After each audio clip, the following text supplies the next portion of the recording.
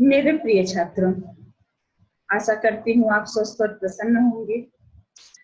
क्या आप जानते हैं बलवान व्यक्ति की महानता किसमें होती है? अपना बल प्रदर्शन करने में? नहीं, कदापि नहीं। हमेशा निर्बल लोगों की सहायता करने में, कमजोर लोगों की मदद करने से ही उनकी महानता विश्व प्रसिद्ध होती है। उसी प्रकार धनवान व्यक्ति की जो प्रसिद्धि होती है वो मात्र अपने धन और वैभव का प्रदर्शन करने से नहीं होती, बल्कि निर्धन लोगों की सहायता करने से, जरूरतमंदों की मदद करने से वो प्रसिद्धि प्राप्त करते हैं। उसी प्रकार एक राजा का कर्तव्य होता है कि वो अपनी प्रजा की सुरक्षा सुनिश्चित करे।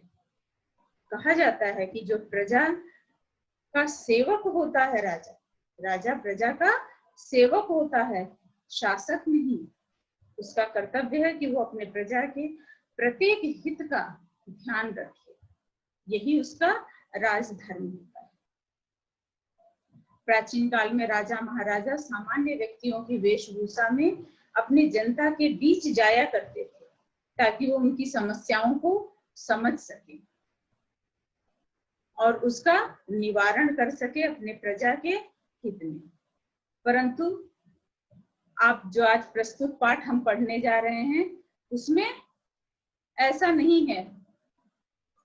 उसका जो राजा है वो मात्र अपनी चिंता में व्यस्त रहता है। उसे सिर्फ अपना ही प्रिय है, अपना शासन, अपना खान पान, अपना रहन सहन। वो उसमें किसी भी प्रकार की कोई भी समझौता करने की चाह नहीं रखता।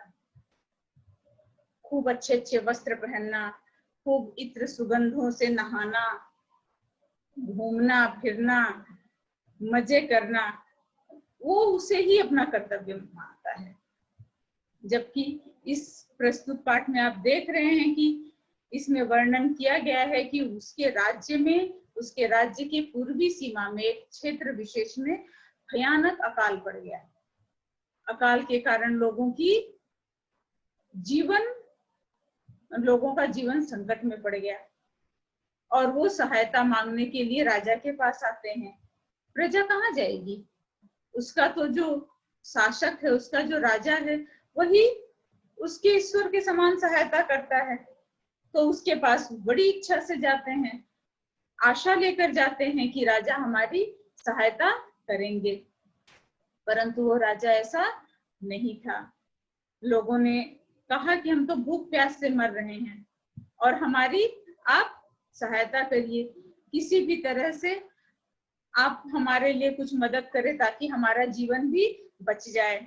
परंतु राजा क्या कहता है? ये तो प्राकृतिक आपदा है, मैंने थोड़ी अकाल डाला था या डाला है। आज अकाल है, कल कहोगे भूकंप आ गया, परसों कहोगे बाढ़ आ गई, उसके बाद कोई और समस्या आ जाएगी। अगर इस तरह से मैं हर समस्या के निवारण में धन दौलत देता रहा तो एक दिन मैं भी दिवालिया हो जाऊंगा, यानी मेरा सारा धन नष्ट हो जाएगा। अब इस तरह की बातें सुन करके प्रजा निश्चित रूप से निराश हो जाती है। निराश होकर के वहां से चली गई।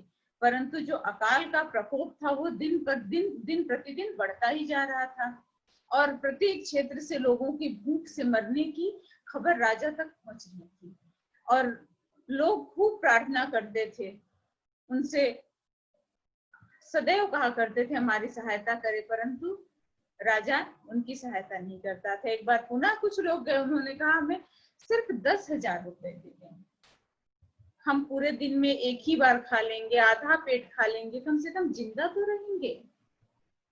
किंतु राजा का कहना था कि 10,000 रुपए कम लगते हैं क्या? इस तरह मैं खजाना लुटाता रहा तो एक दिन मैं स्वयं भीख मांगने की स्थिति में आ जाऊंगा। और इस तरह के नारकीय जीवन से, इस तरह के जीवन से जीवित रहना क्यों जरूरी है? जीवित रहने की कोई आवश्यकता नहीं। अगर इतनी बुरी हालत में हो तो इससे अच्छा कि जीवन ही त्याग दो। जबकि लोग कहते थे उनसे कि आपके पास तो इतने पैसे हैं आपके राजकोष में, अगर उसमें से कुछ थोड़ा बहुत हमें दे देंगे तो उससे आपका कोई नुकसान नहीं होगा, किंतु हमारा जीवन बच जाएगा, परंतु वह इसके लिए तैयार नहीं हुआ। इसके अतिरिक्त प्रतिदिन उतने महलों में अपने वस्त्रों पर, महल की सजावट पर, मनोरंजन पर वो खूब पैसे लुटाता फिरता था, लेकिन जरूरतमंद और दुखी लोगों की वो कोई सहायता नहीं करता था। उसके राज्य दरबार में कभी कोई विद्वान व्यक्ति नहीं आता था, क्योंकि विद्वान व्यक्ति को सम्मान की आवश्यकता होती है। धन से अधिक उसे अपना सम्मान प्रिय होता है, परंतु ये राजा ना तो विद्वानों को सम्मान दे पाता था, ना दीन दुखिया गरीबों की कोई मदद करता था। इसलिए इसके दरबार में ना तो कोई दीनहीन दुखी आना पसंद करता था और ना ही कोई विद्वान ही आना पसंद करता था। और जिस राजा के दरबार में विद्वान लोगों का अभाव होता है, उसका राजकार कभी भी अच्छे ढंग से नहीं चलता, क्योंकि अच्छी सीख, अच्छे सुझाव उस तक कभी पहुंच ही नहीं पाते हैं। इसलिए वो अपने मन मुताबिक, अपनी इच्छा के अनुसार अपना राजकाज चलाता है। पुनः लोग एक बार फिर आए मदद के लिए, लेकिन उसने मना कर दिया और कहा, अगर मैं थोड़ी 10,000, अगर मैं 100-200 रुपए की बात होती तो मदद कर देता। वो भी कैसे मदद करता? अपने किसी खर्चे में कटौती करके नहीं करता, बल्कि जो पहरेदार आदि कर्मचारी थे उसके राज्य में, उनके पैसों में से, उनके खाने पीने की सामग्री में से, उनके जो उनको सैलरी दी जाती थी उसमें से कटौती करके वो मदद करता, न कि वो अपने किसी भी सुख सुविधा में कोई कमी करता। उसका इस तरह का व्यवहार उसके राज दरबार के लोगों को भी पसंद नहीं आता था, परंतु क्या करें, राजा था, उसके सामने कोई क्या बोलता? अगर कोई बोलता तो उसे अपना जीवन या अपनी नौकरी से हाथ धोना पड़ता। इसलिए सबको नापसंद होते हुए भी कोई कुछ नहीं कहता था उसे, जबकि सब ये मानते थे कि राजा का दायित्व होता है कि वह अपने जरूरतमंद प्रजा की सहायता करे। उसका राजधर्म है, उसका कर्तव्य है राजा का, परंतु यह उसे कोई कह नहीं पाता था। दिन बीतते गए, 1 दिन 2 दिन, उसके बाद उस राज्य में एक बूढ़ा सन्यासी आया। सन्यासी बूढ़ा था, वृद्ध था, परंतु ज्ञान से भरपूर था। उसे पता था कि किस व्यक्ति से किस प्रकार से अपना कार्य निकाला जा सकता है, इस राजा से मैं कैसे अपना काम निकाल सकता हूँ। कैसे? आप सबको ज्ञात है, मैं हूँ, आप हो, कोई भी हो, सबको अपनी प्रशंसा सुनना बहुत पसंद है। कोई हमारी प्रशंसा करे, हमारी बड़ाई करे, हमें बहुत अच्छा लगता है। उसी प्रकार सन्यासी भी राजा के पास गया। राजा जो कि महाकंजूस था, निर्दयी था, परंतु सन्यासी ने क्या कहा? राजा ने प्रणाम किया। हमारे यहाँ प्रथा है, ऋषियों, मुनियों, सन्यासियों का सम्मान सब करते हैं, चाहे वो सामान्य प्रजा हो या बहुत बड़ा राजा हो। तो राजा ने भी सन्यासी का अभिवादन किया। सन्यासी ने आशीर्वाद देते हुए कहा, मैंने तो आपकी बड़ी प्रशंसा सुनी है। ऐसा मैंने सुना है कि हमारे राजा तो दाता कर्ण है। कर्ण कौन थे? महाभारत में इनका वर्णन आता है। ये कुंती के प्रथम पुत्र माने जाते हैं, जिनका जिक्र नहीं आता। वैसे तो 5 पांडवों में युधिष्ठिर श्रेष्ठ माने जाते हैं बड़े, परंतु युधिष्ठिर से पहले कर्ण थे। और ऐसा वर्णन है कि इन्हें स्वयं ईश्वर ने इनकी रक्षा के लिए कवच कुंडल के साथ पृथ्वी पर भेजा। इनके सीने पर, वक्षस्थल पर कवच, ताकि इन्हें हर आपदा, विपदा, तीर, इन सब की मार से बचाया जा सके। उन्होंने दान देते देते देते एक दिन अपना कवच कुंडल भी दान कर दिया। कवच कुंडल दान करना मतलब अपनी सुरक्षा को ही त्याग देना। तो इतने बड़े दानी थे कर्ण। सन्यासी ने इस राजा की तुलना कर्ण से की। अपनी इतनी प्रशंसा सुनकर के राजा खूब प्रसन्न हुआ और पूछा कि भाई आपको क्या चाहिए, आप हमारे दरबार में कैसे पधारे? तो सन्यासी ने कहा, मैं तो सन्यासी हूँ, मुझे अधिक धन की क्या आवश्यकता। मैं राजकोष से मात्र 20 दिन तक बहुत मामूली सी भिक्षा लूंगा, प्रतिदिन लूंगा। और मेरे भिक्षा लेने का एक नियम है, मैं यूं ही भिक्षा नहीं लेता, मेरे अपने नियम है, कायदे कानून है, मैं उसी के अनुसार लेता हूँ। राजा ने कहा ठीक है कहिए, और इतना कहिएगा जितना मैं दे सकूं, ये नहीं कि आप कुछ भी मांगे। बोला नहीं नहीं नहीं, मुझे इतनी की आवश्यकता ही नहीं, मैं आपके राजकोष से प्रतिदिन 1 रुपया लूंगा। मेरा नियम क्या है, मैं जो पहले दिन लेता हूँ दूसरे दिन उसका दुगना, तीसरे दिन उसका दुगना, चौथे दिन तीसरे दिन का दुगना, यानी प्रतिदिन मेरा जो आप देंगे वो डबल होता जाएगा, दुगना होता जाएगा। मेरा भिक्षा लेने का यही नियम है। राजा ने बोला ठीक है, तरीका तो समझ में आ गया, लेकिन आप लेंगे कितना प्रतिदिन? बहुत मत मांगिएगा कि मुंह फाड़ के खूब मांगे और मैं दे ना पाऊं। सन्यासी बोला राजन, मैंने क्या कहा, मैं सन्यासी हूँ, मुझे धन की आवश्यकता नहीं। आपसे अभी कुछ देर पहले मैंने कहा मैं 1 रुपए प्रतिदिन दूंगा, अगले दिन 1 रुपए का दुगना, दूसरे दिन लूंगा, तीसरे दिन 2 रुपए का दुगना, इस प्रकार से मैं लूंगा। 1 रुपए की बात सुनते ही राजा और उसके सारे दरबारियों की जान में जान आई। सबने कहा ओहो चलो अच्छा हुआ, ये तो 1 ही रुपए लेंगे, इससे ज्यादा नहीं लेंगे। ठीक, और 20 दिन तक मैं ऐसा ही लूंगा, अपने नियम के अनुसार ही लूंगा। राजा बोला ठीक है, जैसे आपकी इच्छा। राजा ने अपने मंत्री को आदेश दिया, राजभंडारी को आदेश दिया कि जिस तरह से आज तय हुआ है उसी के अनुसार आप सन्यासी को भिक्षा देते रहें। अब उससे क्या हुआ, सन्यासी को प्रतिदिन भिक्षा मिलती रही। 1 सप्ताह हुआ तो राजभंडारी ने हिसाब किया तो उसे लगा कि बहुत ज्यादा धन निकल जा रहा है दान देने में, उसे थोड़ी सी असुविधा महसूस हुई। उसने ये बात मंत्री को बताई।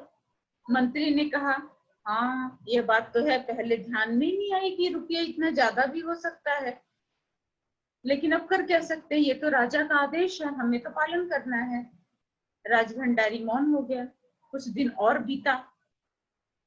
इसके बाद एक दिन भंडारी हड़बड़ाते हुए मंत्री के पास आता है और बोलता है कि देखिए धन तो बहुत ज्यादा चला जा रहा है।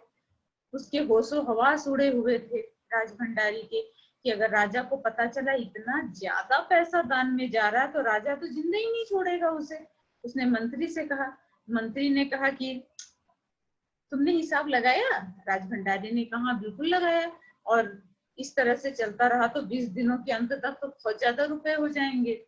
मंत्री ने कहा आप मुझे एकदम एग्जैक्ट जिसे आप कहते हैं वास्तव में कितना हो उतना आप जोड़कर बताएं मुझे।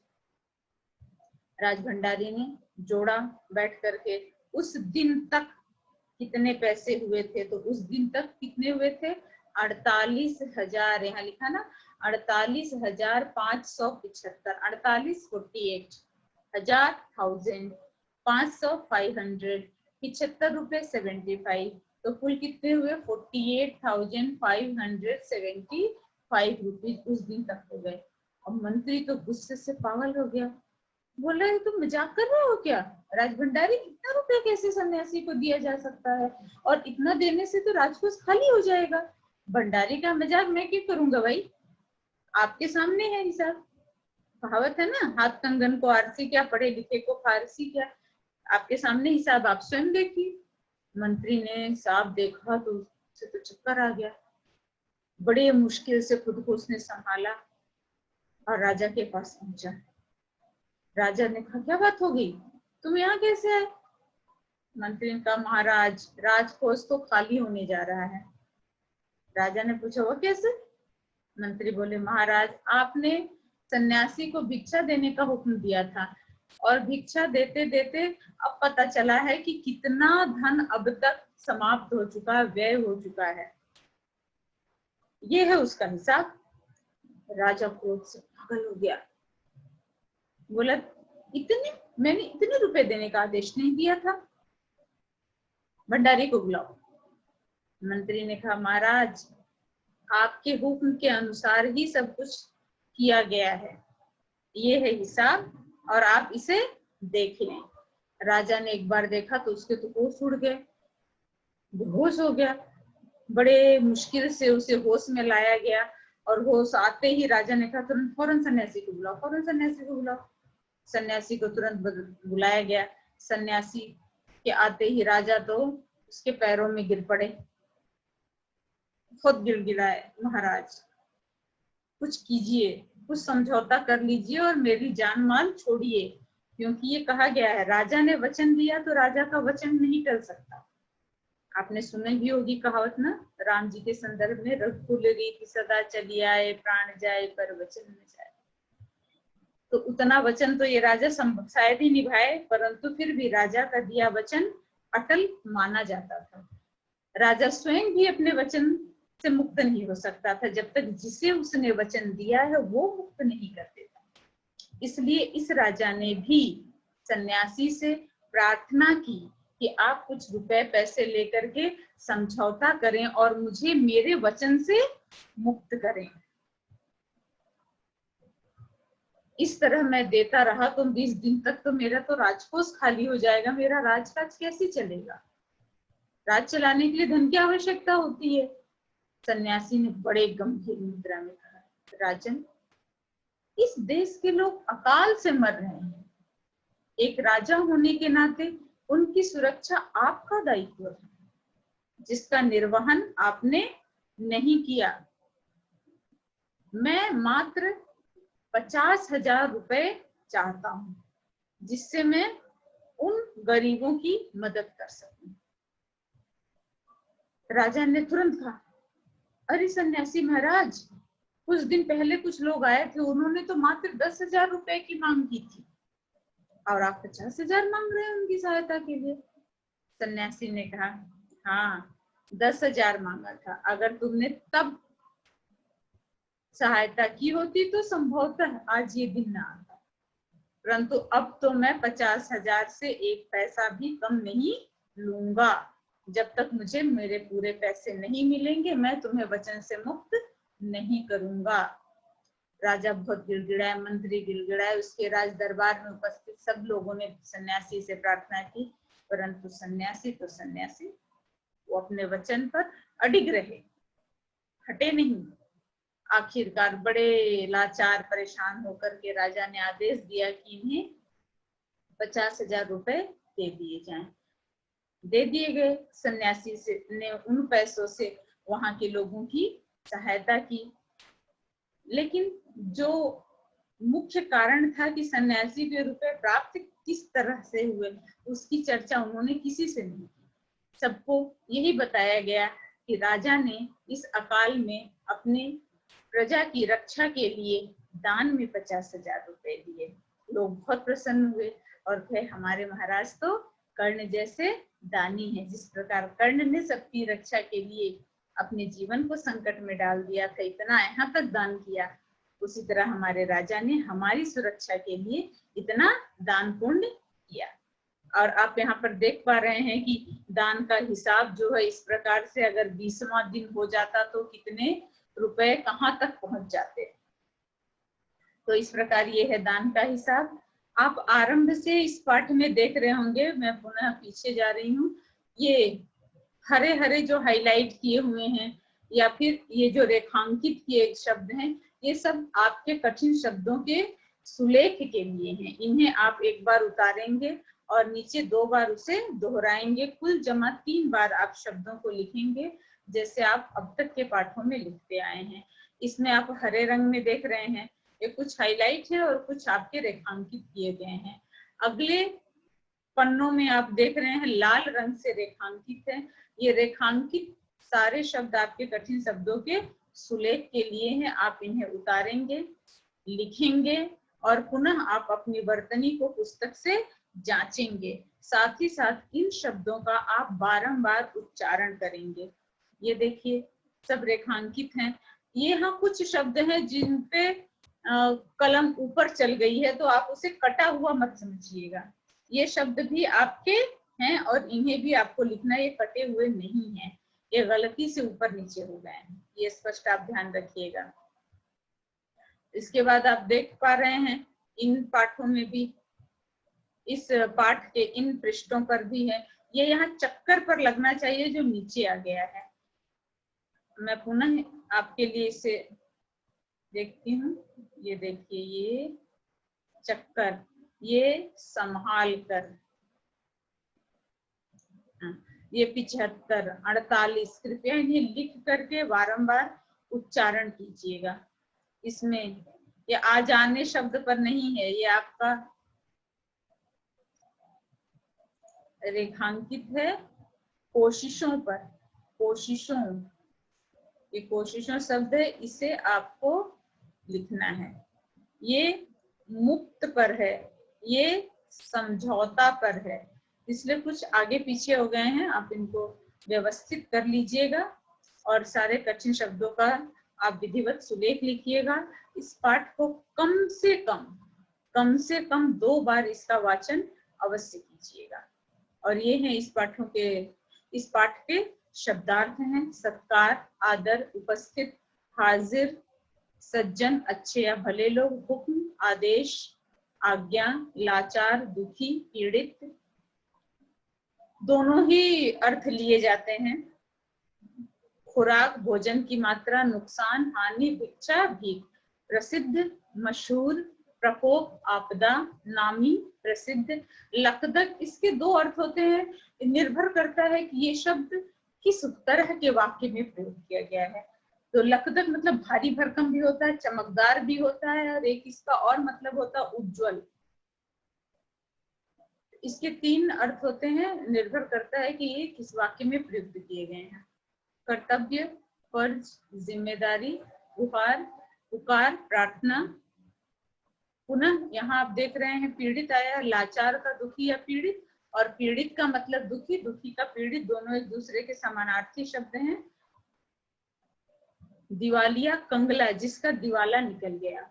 दिवालिया वो व्यक्ति होता है जिसकी धन दौलत सब समाप्त हो चुकी होती है और वो अपने कर्ज को चुकाने में सक्षम नहीं हो पाता है, तो उसे देश की ओर से, सरकार की ओर से दिवालिया घोषित कर दिया जाता है कि कंगाल है, बिल्कुल इसमें अब सामर्थ्य नहीं है अपने कर्ज को चुकाने की। ऐसे व्यक्तियों को दिवालिया कहा जाता है। ये है आपका विलोम शब्द। आपको यहाँ ऊपर से चुनना है, चुन करके यहाँ पर भरना है। गरीब यहाँ से ढूंढेंगे, इसका क्या हो सकता है? बंदी, बंदी का मतलब होता है जिसे, बंदी का जो मीनिंग है वो बंद किया हुआ, बंधन। तो इसका क्या, बंधन का उल्टा क्या होगा, वो आप विलोम क्या होगा यहाँ से ढूंढेंगे। मुश्किल, पर्याप्त, पर्याप्त तो आपको आराम से दिख पा रहा है ऊपर। पूरा, धनी, सज्जन, नुकसान, खर्च, सुगंधित, सुगंधित मतलब है सु मतलब अच्छा, बढ़िया, गंधित, गंध, महक, तो सुंदर, अच्छी खुशबू वाली, सुगंधित का मतलब है। लाभ, जीवित, आशा, दुखी, उपस्थित, उपस्थित। यहाँ आपको इसमें दिख पा रहे हैं। आप इसका उत्तर स्वयं ढूंढ करके यहाँ ऊपर से लिखेंगे, स्वेच्छा से, बिना किसी की सहायता के। इसके अगले जब पाठ का आपके पास से वीडियो जाएगा, उसमें इसका उत्तर मैं दूंगी, जिससे आप मिला लेंगे कितना सही है। सही है अति उत्तम, यदि कोई त्रुटि हो तो आप उसे सुधार कर लेंगे, किंतु प्रथम प्रयास आपका होना चाहिए। तो आपको आज कितना कार्य करना है? एक तो कठिन शब्दों का सुलेख लिखना। सर्वप्रथम आपको पाठ को कम से कम 2 बार वाचन करना है। तत्पश्चात आपको इस कठिन शब्दों को सुलेख लिखना है कुल 3 बार। उसके पश्चात आप शब्दार्थ लिखेंगे इसी क्रम में। लिखने के बाद आप यहाँ से अपनी वर्तनी को जांचेंगे और फिर आप विलोम शब्द लिखेंगे। इसका उत्तर अगले भाग में दिया जाएगा। आपके लिए आज के इतने ही कार्य हैं: पाठवाचन, कठिन शब्दों का सुलेख, शब्दार्थ और विलोम शब्द। इतना कार्य आप अपना संपन्न करेंगे और मैं आशा करती हूँ कि मेरे बच्चे अपना कार्य विधिवत पूर्ण करेंगे। स्वस्थ रहिए, सुरक्षित रहिए, प्रसन्न रहिए। धन्यवाद।